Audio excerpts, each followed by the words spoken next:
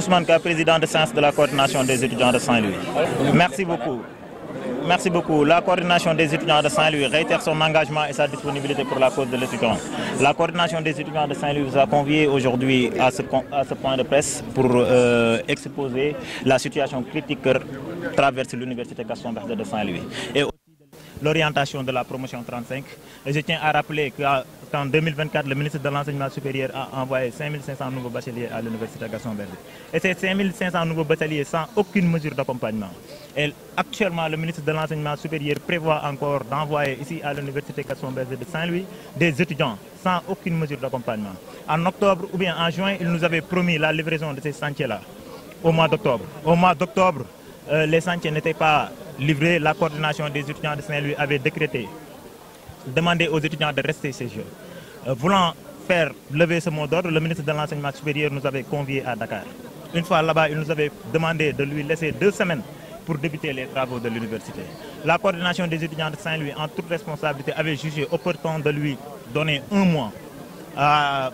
Après ces 1 mois, la coordination des étudiants de Saint-Louis avait décrété le blocage des inscriptions administratives des nouveaux bacheliers.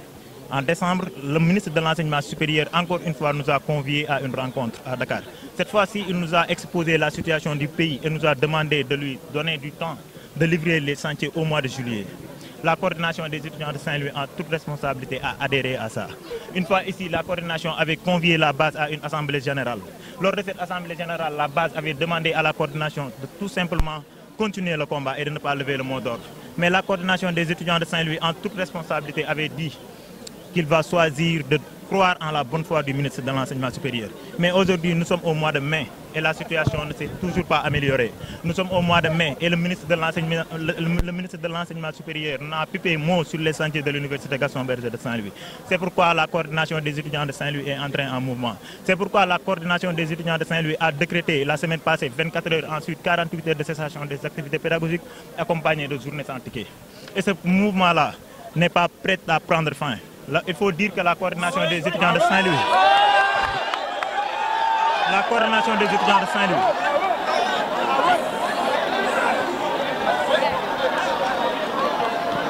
il faut dire que, camarades étudiants, qu'aujourd'hui,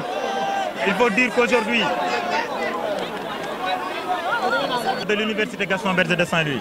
Mais il faut dire qu'aujourd'hui, l'université sénégalaise, de façon générale, est arrivée à son point de saturation. Nous ne pouvons plus accepter ces dérives du ministre de l'Enseignement supérieur. Nous ne pouvons plus parce que là, il veut lancer déjà le processus d'orientation des futurs bacheliers de 2025 au mois d'août. Nous savons tous qu'au mois d'août, le ministre de l'Enseignement supérieur va orienter ici à l'université Gaston Berger de Saint-Louis plus de 5500 étudiants, camarades étudiants. Ça, c'est pas normal. La capacité d'accueil de l'université Gaston Berger de Saint-Louis actuellement est de 5535 lits. 5535 lits, c'est-à-dire que ça n'atteint même pas la moitié de la demande en hébergement des étudiants de l'université Gaston Berger de Saint-Louis. Et les représentants d'étudiants ne vont pas rester les bras croisés.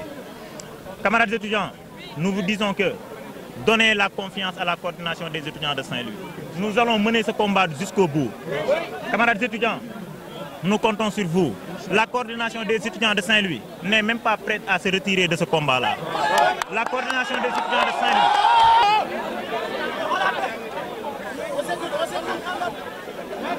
Camarades étudiants, je vous demande de vous ranger derrière la coordination des étudiants de Saint-Louis. Camarades étudiants, faites confiance à la coordination des étudiants de Saint-Louis. Nous connaissons les enjeux et camarades étudiants, nous ne sommes pas prêts à sacrifier les étudiants. Camarades étudiants, nous ne sommes pas prêts à sacrifier les étudiants. Là, il y a de ces camarades qui sont là, qui ne parviennent pas à avoir une chambre, camarades étudiants. Et ça, ce n'est pas normal. Nous, tout ce que nous demandons, ce n'est pas du luxe. Nous ne demandons pas du luxe, mais nous demandons les conditions minimales qui vont nous permettre de faire nos études dans les meilleures conditions. La coordination des étudiants de Saint-Louis réitère son engagement et sa disponibilité pour la cause de l'étudiant. Je vous remercie. Comment? Il n'y a pas un nouveau mot d'ordre. Camarades étudiants, la coordination des étudiants de Saint-Louis vous demande d'attendre. Nous allons vous revenir dans les prochaines heures pour déterminer la suite du combat. Mouhamadou Kara Sadio, beaucoup de coordination des étudiants de Saint-Louis.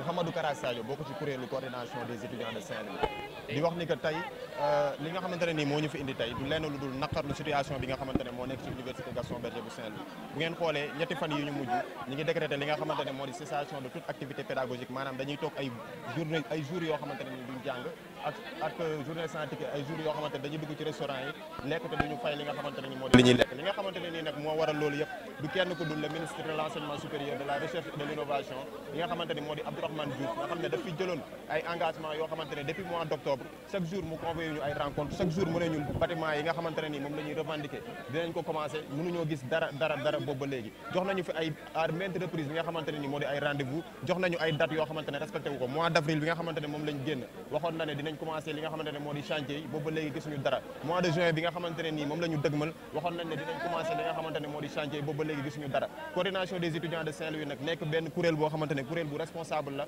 di wax ne li nga xamante ne mooy situation bi nekk fii ci université bi commence pare wuñu sax pour bàyyi li nga xamante ne moo di combat bi dinañ ko continuer ba nga xamante ne nii suñu revendication yi nga xamante ne moom la ñuy porter fii ci université Gaston Berger mu nekk ay combat yoo xam ne combat yu légitime la pare wuñu pour bàyyi ko te lépp loo xamante ne nii xew na ci biir université bi responsabilité ki nga xamante ne moo di Abdourahmane Diouf mooy engagé wu coordination des étudiants de Saint-Louis mi ngi remercier ñi nga xamante ne ñoo di étudiants yi di leen wax ni que nañ rangé wu ci ginnaaw coordination bi combat bi day continuer incha allahu rabbi merci beaucoup